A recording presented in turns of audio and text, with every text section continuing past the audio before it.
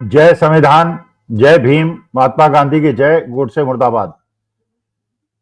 आज हम बात करते हैं कि बिहार के अंदर कांग्रेस ने, आरजेडी ने और लेफ्ट ने क्या रणनीति बनाई है और इसका बाइफर्केशन करते हैं और समझने का प्रयास करते हैं कि क्या ये रणनीति और राजनीति सफल होगी जो भारतीय जनता पार्टी ने पूरे देश के अंदर, महाराष्ट्र के अंदर, दिल्ली के अंदर, हरियाणा के अंदर जिस प्रकार से कुटिल चालों से विपक्षियों को हराया है, इंडिया गठबंधन को हराया है, तो क्या बिहार के अंदर इंडिया गठबंधन उसका मुकाबला कर पाएगा? देखिए, एक तो जो राहुल गांधी ने पार्लियामेंट के अंदर कहा, जो उन्होंने बात की और सारा का सारा मुद्दा जो जनता के बीच में बहुत तेजी से उभर रहा था और लोग ये मान के चल रहे थे कि चुनाव आयोग निष्पक्ष नहीं है, जिस प्रकार की अपेक्षा की जाती है एक लोकतंत्र के अंदर और संविधान से चलने वाले देश के अंदर कि जहां चुनाव निष्पक्ष हो और लोगों को लेवल प्लेइंग फील्ड मिले, वो पता चला महाराष्ट्र के अंदर, दिल्ली के अंदर, हरियाणा के अंदर वो नहीं मिला। और जितने भी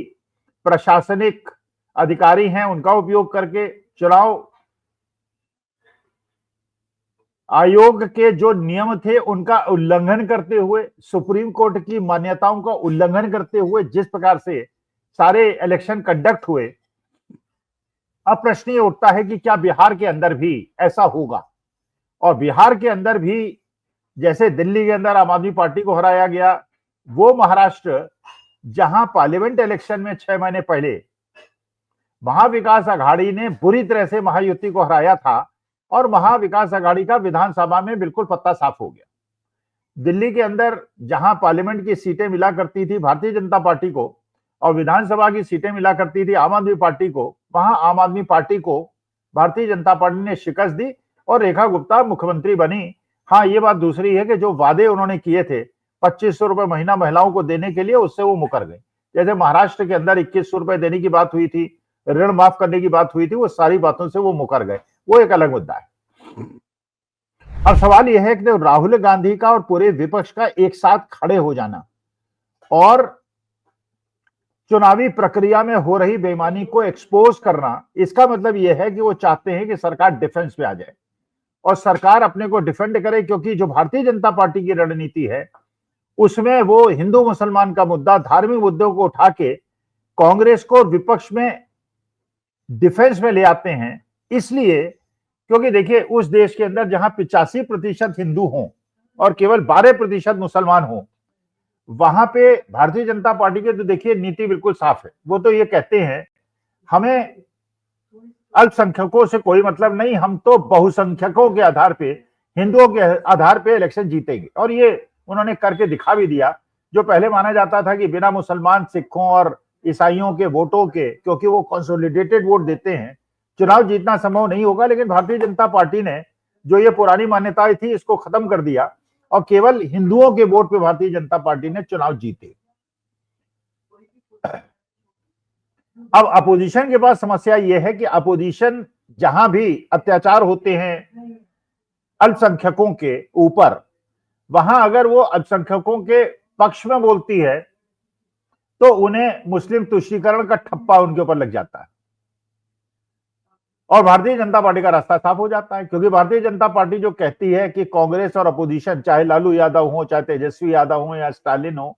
जितने लोग भी हैं ये अल्पसंख्यकों का तुष्टीकरण करते हैं, तो ये बहुसंख्यकों को समझाने में इन्हें बड़ी आसानी होती है कि देखिए ये तुष्टीकरण कर रहे हैं क्योंकि उनके लिए बोल रहे हैं और उससे कंसोलिडेशन होता है, भारतीय जनता पार्टी जीत जाती है। और आप देख रहे हैं जो संभल के अंदर सीओ साहब ने कहा, जो उत्तर प्रदेश के मंत्री जी ने कहा, एक बलिया के विधायक ने कहा कि जो मुसलमान पुरुष हैं वो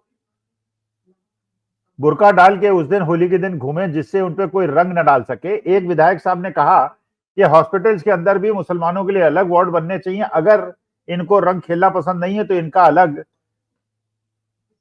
वर्गीकरण होना चाहिए। मतलब यह है कि एक प्रकार की उत्तेजनात्मक बातें करके अब यह मकसद समझने की बड़ी आवश्यकता है कि वो आखिर इलेक्शन के पहले, जब बिहार का इलेक्शन होने वाला है और वहां अल्पसंख्यक काफी बड़ी संख्या में हैं, वहां इस प्रकार की स्टेटमेंट वो क्यों देते हैं? वो स्टेटमेंट इसलिए देते हैं कि वो चक्रव्यूह में फंसाते हैं अपोजिशन। अगर अपोजिशन अल्पसंख्यकों के पक्ष में बोले तो बहुसंख्यक के वोट कटते हैं,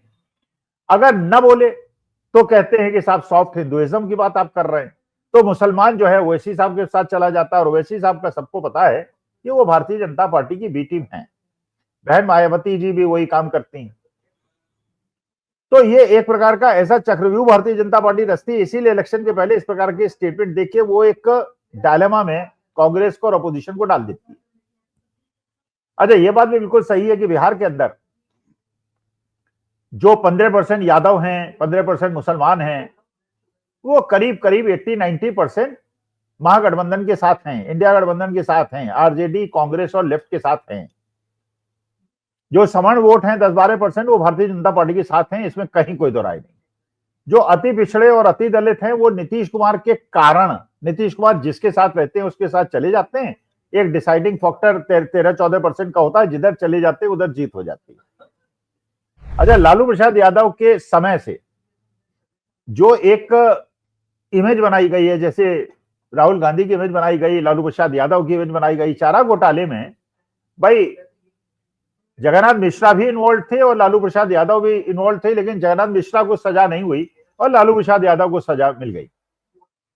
जो मंत्री होता है या मुख्यमंत्री होता है, वो फाइल जब चलती है तो अंतिम हस्ताक्षर उसके होते हैं, और जो जिम्मेदारी होती है वो नीचे के अधिकारी कर्मचारियों की होती है। लेकिन उस मसले में सारी की सारी जिम्मेदारी लालू प्रसाद यादव पे डाल दी गई और उनको एक प्रकार से बदनाम कर दिया गया और उन पे ठप्पा लगा दिया गया कि एक बेईमान आदमी। तो यादव मुसलमान तो पूरी तरह से महागठबंधन के साथ हैं।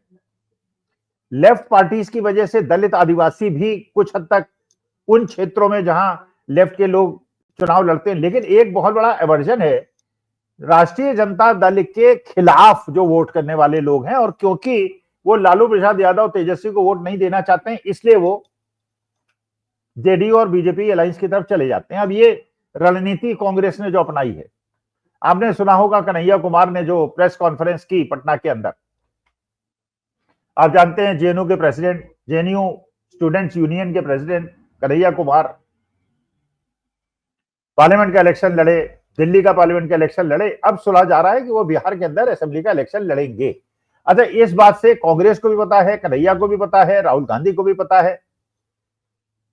और जिस प्रकार से यूथ कांग्रेस एनएसयूआई वहां पे मोबिलाइज हो रही है और वहां पे यूथ को मोबिलाइज किया जा रहा है, और वहां पे कन्हैया कुमार ने ये डिक्लेरेशन किया कि हम एक पदयात्रा निकालेंगे जिसपे रोजगार मुख्य मुद्दा होगा। तो इसका उद्देश्य ये है कि जो 30% वोट तो इंडिया गठबंधन का बिल्कुल पक्का है, अब उन्हें चाहिए 12-13%, और ये 12-13% में जो सबसे ज्यादा एग्रेसिवली वोट करता है और डिसिसिवली वोट करता है और किसी एक तरफ वोट करता है, ये यूथ है। और यूथ मोबिलाइज भी करता है, बूथ पे काम भी करता है, और हर प्रकार से ये मोबिलाइजेशन में जो बड़े लोग हैं, जो वृद्ध लोग हैं, जो बड़ी आयु के लोग हैं, उनकी तुलना में ज्यादा योगदान करता है। और इसमें भी कहीं कोई डाउट नहीं है कि पूरे हिंदुस्तान के अंदर अगर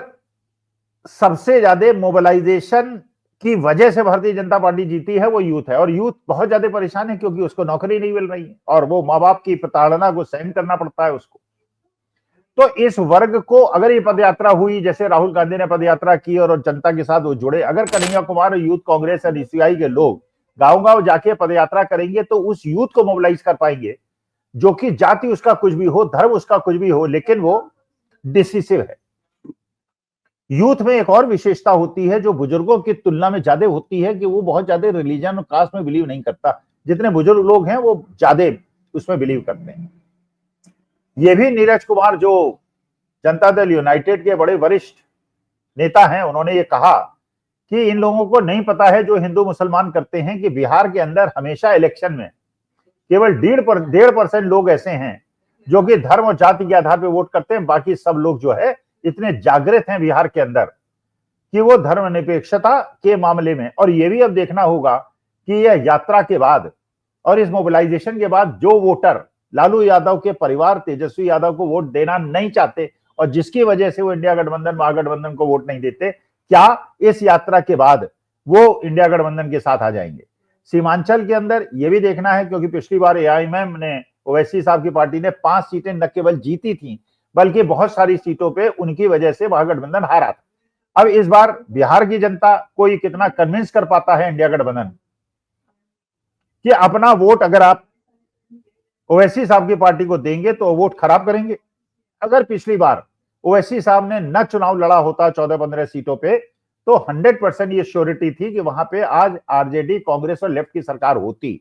ये भी रणनीति बनी कि कांग्रेस ने पिछली बार ज्यादा सीटें लड़ी थी लेकिन जीत नहीं पाए थे क्योंकि उसमें बहुत सारी सीटें ऐसी थी जो जेडीयू और भारतीय जनता पार्टी के स्ट्रॉन्ग होल्ड्स थे। तो इस बार कांग्रेस कम सीटें लड़ेगी लेकिन वो सीटें लड़ेगी जहां उनके जीतने की ज्यादा संभावना है। लेफ्ट को ज्यादा सीटें मिलेंगी क्योंकि लेफ्ट का परफॉर्मेंस पार्लियामेंट के अंदर भी बहुत अच्छा रहा, विधानसभा के अंदर भी बहुत अच्छा रहा। अब देखते हैं कि ये पदयात्रा जो कन्हैया कुमार की होगी इसमें क्या रिस्पांस मिलेगा,